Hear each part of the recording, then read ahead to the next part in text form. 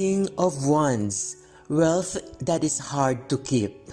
What is the point of prosperity if you don't trust that you can hold on to it?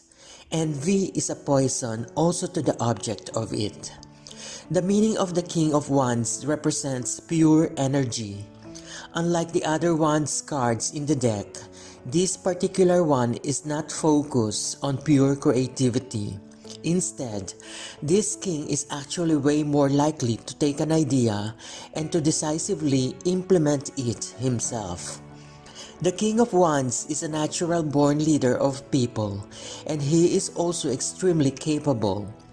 Once the king sets for himself a certain aim or a goal, he is going to conveniently stick to it in order to ensure that it becomes a reality. The King of Wands looks forward to all sorts of different challenges, whether great or small, for he gets a natural adrenaline rush associated with the solving of problems. Queen of Wands, you have your possessions and know how to keep them, but do you know how to increase them? Don't settle with what you have or it may fade. In general, the Queen of Wands in a reading meaning may represent a person of extreme focus and intense passion. She is courageous and individualistic, though at times she may appear self-centered. They have a positive and an uplifting energy. They represent someone who is willing to be by your side and stand up for you. In terms of work, the Queen of Wands signifies that you are planning to accomplish a significant amount of achievement in just a small amount of time. In the event that you are looking for a job, the appearance of this card may mean that a woman will play a major role in your career move. Generally speaking, in terms of your career, things are looking pretty good. The Queen of Wands in questions of love also sends a positive energy. For people who are searching for love, there is a possibility that you will find it soon. When it comes to your finances, there is a chance that you are being carried away on spending a significant amount of money. We advise you to keep your expenses on check, or you will regret it in the end. In terms of health and spirituality, the Queen of Wands meaning may pertain to a spiritual hunger, a quest, or a search for meaning. Knight of Wands, you have grasped the opportunity and boldly move forward. Great promises of success as long as you just sit tightly on your saddle. The Knight of Wands symbolism is straightforward. When it appears, it means a great time to get away and travel.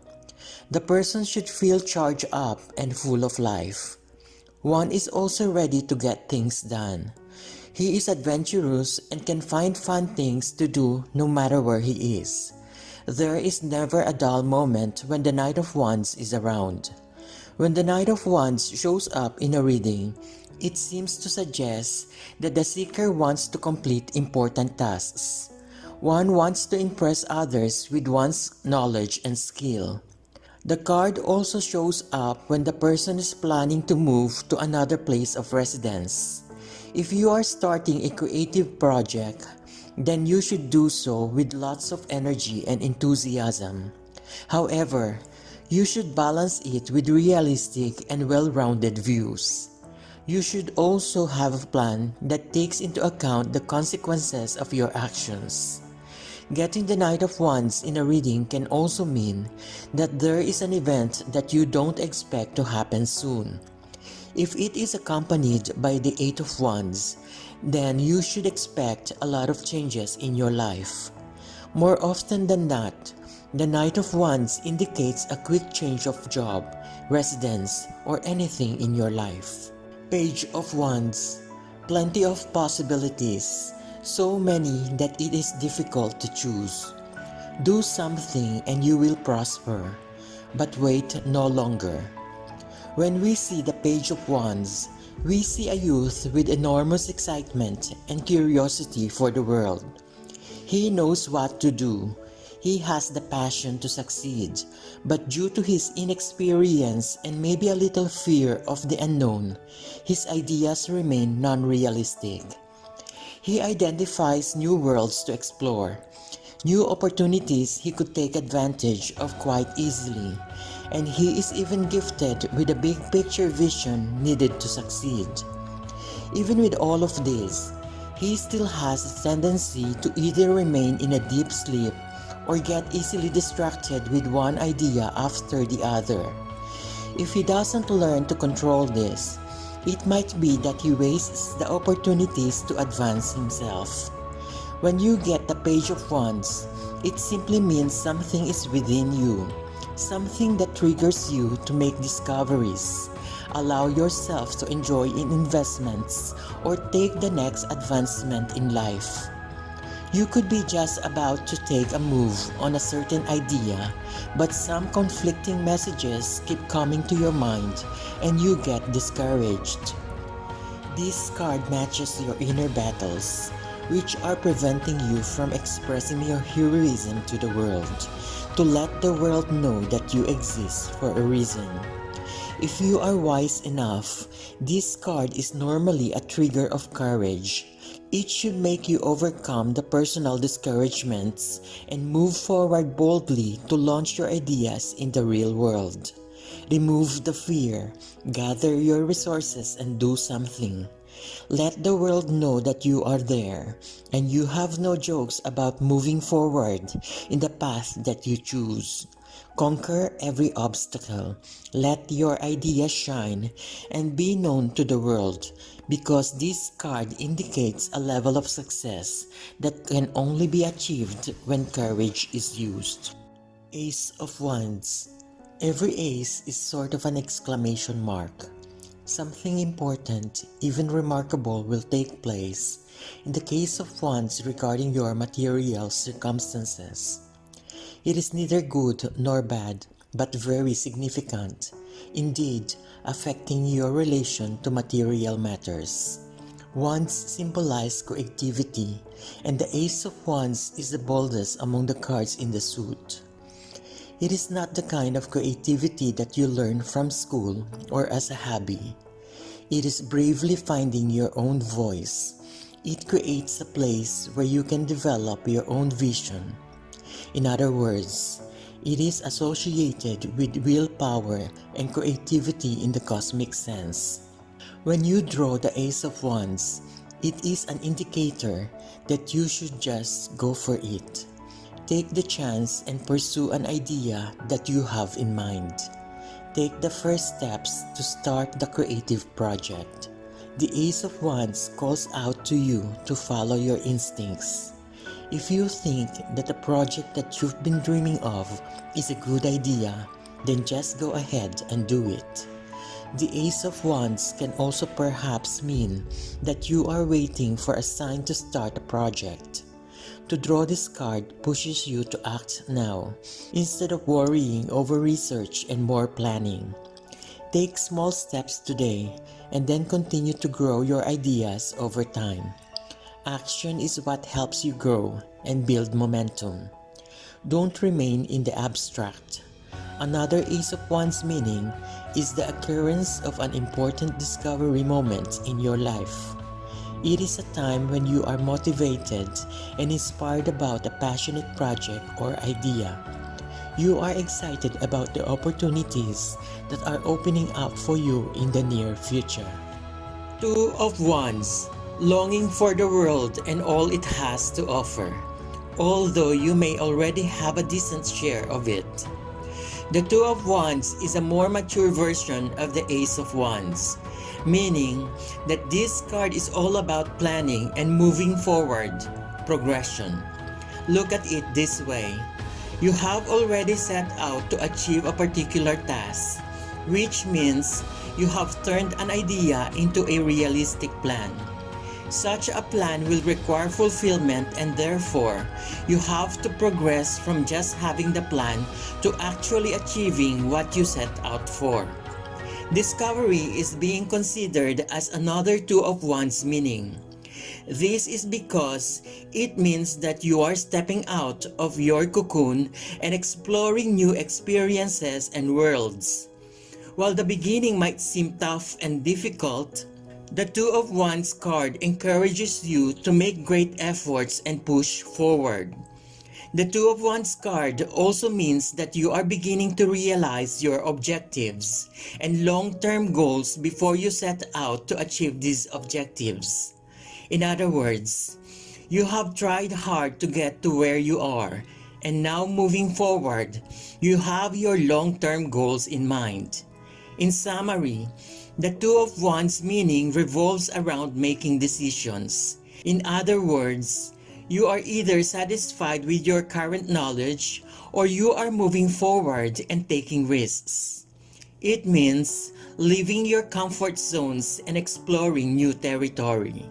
Three of Wands, missing the world and all the good things it has offered. The card of having partaken in something rewarding but now being passed by as if obsolete. The meaning of the Three of Wands hints that you are planning or going to plan for the future with more conviction. This could mean that everything around your plans is going smoothly as you have taken the time to plan for your future and are taking steps to turn plans into action. It hints that you are perhaps creating a stable foundation for yourself. The symbolism within the Three of Wands is that opportunities can take place to widen your horizons in many areas. It also is a warning to keep your mind open as better opportunities could open up to you. As you take steps towards achieving what you set out to do, you are also becoming more aware of opportunities that are coming your way. And this could take you out of your comfort zone. This pushes you to sometimes embrace change and to start thinking in the long term. The Three of Wands can show that you are in control and have a strong position, just like the character that overlooks and stands strong. The Three of Wands is one of the main cards of foresight and vision. Lastly, the Three of Wands meaning is that of travel in search of what you are seeking. There is a sense of leaving home, a journey that must be undertaken. Great things do not happen to those that simply wait for them. You must expand. For most readings, this shows that you may travel to a new land over the water and that you may find an opportunity during your travels. Four of Wands, the celebration of a homecoming of sorts. Returning from the world enriched and pleased, receiving the praise and rewards for it. The overall meaning of the Four of Wands is that it indicates celebration as well as a harmonious, happy and relaxed home environment. In terms of numerology, the number 4 symbolizes stability as well as particularly reliable foundations. These are associated with a period of happiness and balance. The symbolism within the Four of Wands poses that this is the perfect time for you to get together with close people such as friends and family. This could be with or without any special occasion. Oftentimes, this card is known to reflect a period of holidays when you are together with your friends and family for an extended period of time. It might also be suggesting for you to invite your closest friends for a great and intimate dinner and share a laugh or two. Furthermore, if you have been working on a certain project, this card entails that you will be reaching a particularly important milestone. This is going to provide you with grounds for celebration, which is also to be considered. You have managed to complete a proper and most important phase of that project, and meaning you have every reason to be feeling proud and satisfied, which are amongst the general feelings caused and reflected by the Four of Wands card. Five of Wands, calamity that may be full of energy but can become costly. What seems easy at first turns complicated when ambitions collide. From the image on the card, the symbolism in the Five of Wands suggests that there is form of conflict in one's life. This may be an existing conflict or one that is preparing and may eventually blow up in one's face. It may also portray a problem in communication, for example, in a situation where no one really wants to listen to the other, meaning that no agreement or understanding takes place. The 5 men may signify problems in a group of people who are not patient enough to listen to what anyone else is saying.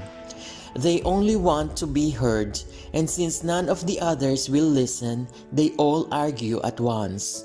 Much of this can be solved by the seeker taking the first step to try and initiate communication in such a way that you suggest that everyone discusses in the open what they have to say one at a time. By doing this, you will be able to address the problem and everyone will be heard, meaning they will all be satisfied. The 5 of Wands can also mean that you are or will be facing a competition in an area that you are not used to. This can be at work or school where you will meet people with the same abilities as you who create quite a challenge, leading to feelings of jealousy, greed, and envy. This card encourages that you accept the competition as a way for you to improve yourself without feeling any hatred towards them. This means that you should learn how to deal with them in a civil way. The 5 of Wands meaning could also be a personal struggle that you are dealing with on your own. This can be on a number of issues that affect you, hence, you need to address them and find a solution for them. You will need to identify where the problems are and offer a solution that will handle the case. 6 of Wands, success and great gain in material matters, making others want to join you. But don't forget to prepare for rainy days that may come. This particular card is all about public recognition, victory, and success. Not only have you managed to properly succeed in achieving all of your goals, but you are also being publicly acknowledged for them and the results that you have managed to attain. You have received an award or some sort of public praise. The card is suggestive that you have managed to use the strengths and talents that you have within you in an attempt to bring a particularly successful outcome in your life. You have managed to properly get through the confusion and handled to properly minimize distractions, thus successfully focusing on your goals and achieving them. It is also worth noting that there is a slight disadvantage apart from the overall positivity that stems from the card. It can bring self-importance as well as egotistical behavior and arrogance. This could make you think that nobody is better than you. 7 of Wands, struggle to hold on to what you have. Others try to take it from you. The 7 of Wands has a similar meaning to the 5 of Wands. Both cards indicate struggles after the initial fulfillment and satisfaction of an event. The 7 of Wands, however, is different as it is about the struggle that you need to go through to maintain your position rather than to attain it. This is about the difficulties we face to continue to have success. You should be ready for the competition to defend your title and to prove yourself. Others are going to desire the same results that you do, so you need to stay ahead of them. There will be challenges to the success of your project or venture from an outside source. You must remain dedicated to your desires, and with a clear purpose and effort, you will overcome them. The overall meaning of the 7 of Wands is to hold your ground no matter what is challenging your position. You will need to defend this position and take a stand against those who are aiming to take your spot. There are difficulties during this time, but you need to keep fighting for your beliefs and confront those that may threaten or oppose you and your beliefs. 8 of Wands, possessions on the move, risking to get lost. Hard work that is costly but necessary to overcome several real obstacles.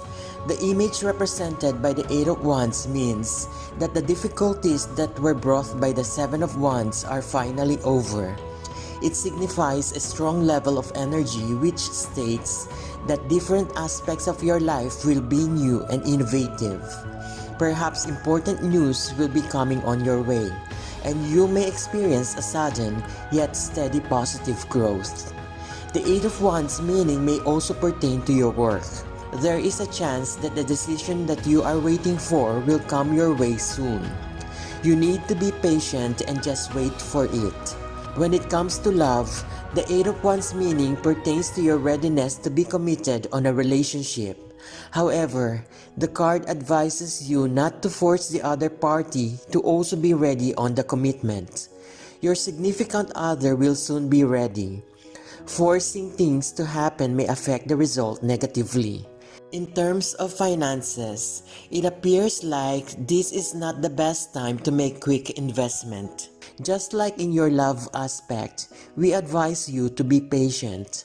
Save your money and wait for the perfect time to invest. All things that you fought for are building in momentum. Where you didn't see progress earlier, you'll soon discover that they paved the way for the coming wave of action. Nine of Wands. Recovering after having been overwhelmed by too many disadvantages. You struggled hard, but everything was against you. You want to try again. The Nine of Wands card is one that symbolizes great hope, even when one is faced by many problems that threaten to make them lose their balance. The Nine of Wands symbolizes one's life, which has undergone too many trials, but through their determination and will, they were able to overcome them. However, there are still more trials that the person may face. This can be one major trial or challenge that they are supposed to face for them to reach their goals or be successful in their journey. The card is a sign of hope and encouragement that you should face your trials with courage so that you may attain success. The Nine of Wands may also mean that a person has been betrayed and has thus become mistrustful towards others. This may be because of something that has happened a number of times and might on the first glance seem hopeless. But there is also hope and courage here, and the belief that this outlook is about to change. Someone or something may come into their life that will change their whole view of their past struggles. It encourages one to take that risky move because they may be surprised. Ten of Wands. Too much to carry. Your workload is unreasonable, and still there is no certain reward ahead. Are you being used for others' profit? This card shows that you have already completed the circle of struggle. After spending too many resources and lots of energy looking for success, you have finally overcome the obstacles. Your hard work was worth it. Your efforts have finally been rewarded. You may find yourself living in a world of abundance where poverty and suffering have no chance to interfere. Although it sounds marvelous and satisfying, the card describes a lot of responsibilities on your side. You are now the only problem solver in your circle of family and friends, which could even drive you into another world of challenges. At this point, you are also flooded with responsibilities to maintain your success. The businesses that you have started are flourishing and keeping you alert and ready for anything that might happen. The main problem is that these issues could affect you if you lose control, which requires you to make sure that you know how to prioritize and solve the relevant ones. In the real world, this card expresses how people try to burden themselves with responsibilities after they attain initial success.